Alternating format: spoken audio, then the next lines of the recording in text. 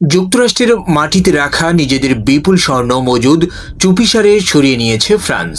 সম্প্রতি agency France press বা এএফপির এক প্রতিবেদনে উঠে এসেছে এরকমই চমকপ্রদ তথ্য।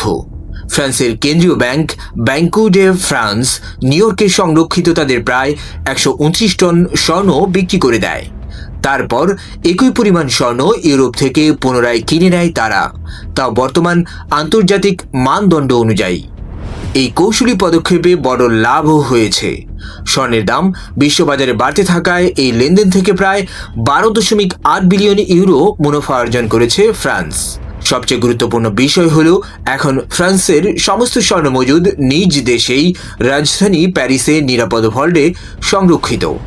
দেশের বাইরে 1 গ্রাম স্বর্ণ আর রাখা হয়নি। বিশ্লেষকরা বলছেন এটি শুধু অর্থনৈতিক সিদ্ধান্ত নয়, বরং আর্থিক সার্বভৌমত্ব শক্তিশালী করার বড় পদক্ষেপ।